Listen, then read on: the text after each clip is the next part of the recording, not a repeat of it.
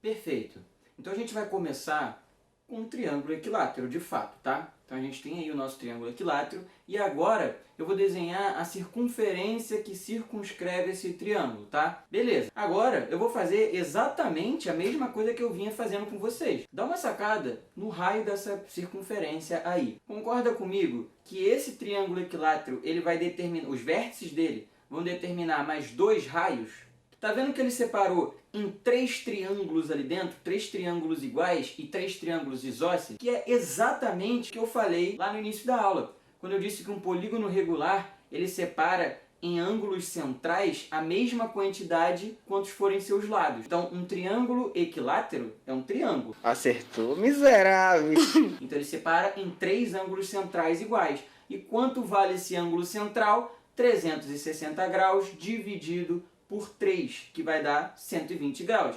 Então, cada ângulo central desse aí mede 120 graus. Aí, agora, lembra o que eu fazia? Eu pegava a metade desse ângulo central, né? Quando eu desenhava o meu apótema. Então, ó, quando eu desenhar o apótema, esse ângulo que era de 120 graus central, ele vai ser dividido ao meio, 60 e 60. E aí a gente vai ter esse triângulo aí, retângulo, com o apótema do triângulo equilátero e a metade do lado do triângulo equilátero. E aí dentro desse triângulo a gente vai aplicar a trigonometria que eu apliquei lá para o caso genérico, né? Para qualquer polígono regular. Então você vai ter aí que o cosseno de 60 graus, ele é o cateto adjacente, que é o apótema do triângulo, sobre a hipotenusa, que é o raio da circunferência. Só que o cosseno de 60, ele é conhecido, ele é tabelado, ele é meio, certo? Então essa relação aí vai ser meio igual ao apótema sobre o raio. Multiplica esse troço cruzado, você vai chegar que o apótema é igual ao raio sobre 2. Mas Alan, para que você está fazendo isso? Porque pensa comigo, eu posso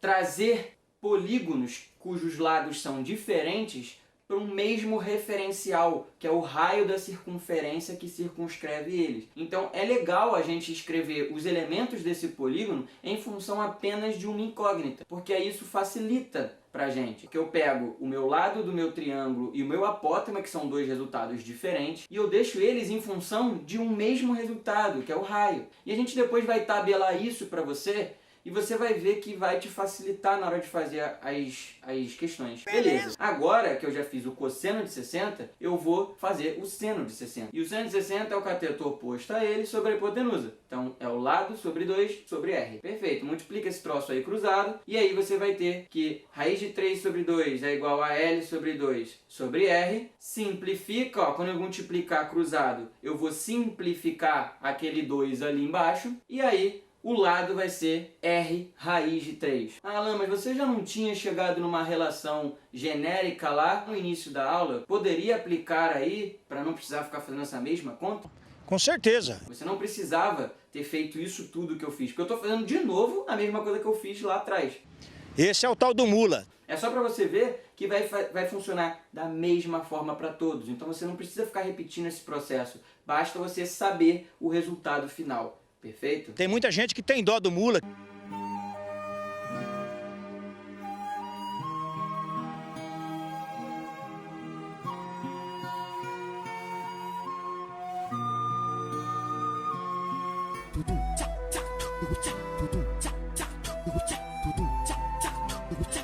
Aí agora lembra que eu falei para você que eu ia facilitar para você não precisar escrever, fazer esse raciocínio todas as vezes? A gente vai tabelar, a gente vai armar uma tabelinha marota, que eu aconselho vocês a decorarem essa tabela, porque vai te facilitar, vai te agilizar na hora de fazer uma questão que necessite dessas ideias. Para você não precisar ficar desenhando, pensando naquilo tudo, você come aquele processo todo que a gente acabou de fazer e já chega na resposta direto. E vocês vão ver que isso é muito importante. A gente chegou que o apótema do triângulo equilátero e o que o lado do triângulo equilátero eram respectivamente raio sobre 2 e R raiz de 3, né? Raio vezes a raiz de 3. Então, a gente já tem a nossa primeira etapa do nosso quadrinho. Falta ainda do quadrado e do hexágono. Mas antes de chegar até lá, dá uma olhadinha nessa questãozinha do Enem aí. Eu quero que você pause esse vídeo agora e eu vou te dar 3 minutos para fazer essa questão, tá bom? Vai lá. Bom, galera, nessa questãozinha aí, ele te dá uma situação, né? Que você tem lá uma mesa de vidro e que essa mesa quebrou, esse tampo da mesa de vidro quebrou, E aí o cara quer comprar um tampo novo. E que o suporte dessa mesa de vidro, ele é um prisma de base triangular, onde o triângulo é um triângulo equilátero. Então vocês conseguem imaginar a situação? É uma mesa onde aquele suporte da mesa, né? Você tem um suporte da mesa que vai ficar no chão e aqui em cima a própria mesa redonda, de vidro. Esse suporte que vai ficar lá no chão, ele é um formato de prisma triangular. Então ele sobe assim, ó. Ele sobe assim, um triângulo.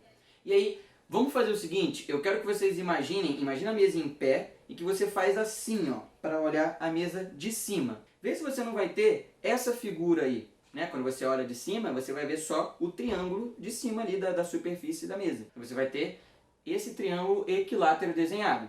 E aí o que ele diz? Ele diz que ele vai comprar esse suporte de mesa aí numa determinada loja e que já tem modelos prontos, daqueles tamanhos de raio ali, 18, 26, 30, 35 e 60 centímetros. Ele falou que o lado desse triângulo equilátero aí, dessa mesa, vale 30 centímetros também. Resumindo, ele quer que você coloque o tampo da mesa, então ó, coloquei ali o tampo da mesa, de maneira que esse tampo da mesa fique totalmente por cima da minha base. Eu não posso ter a mesa sendo menor do que o suporte, sacou? Então concordam comigo que esse aí é o menor dos casos, né? É o caso onde você tem a mesa tangenciando ali os pontos, ou seja, esse triângulo sendo inscrito na circunferência. Então, se eu quisesse colocar uma mesa exatamente do tamanho desse triângulo, né, que ficasse tangenciando, de forma que o triângulo ficasse inscrito, eu vou usar as relaçõezinhas da minha tabela. Se o lado do triângulo é 30,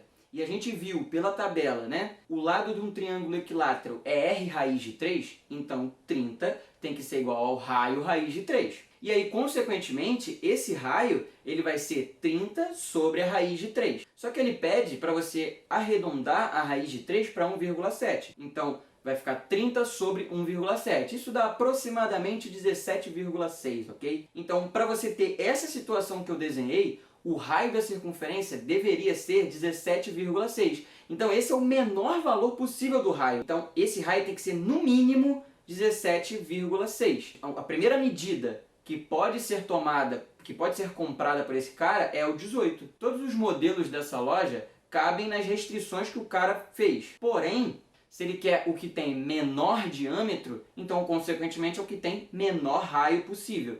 Se o menor raio possível tem que ser 17,6 e não tem nas opções, então vai ser o primeiro valor maior que 17,6, 18. Letra A.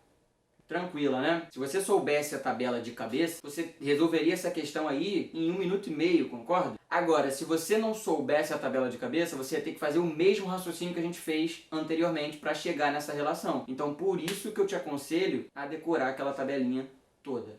Perfeito? Ok, galera, então agora...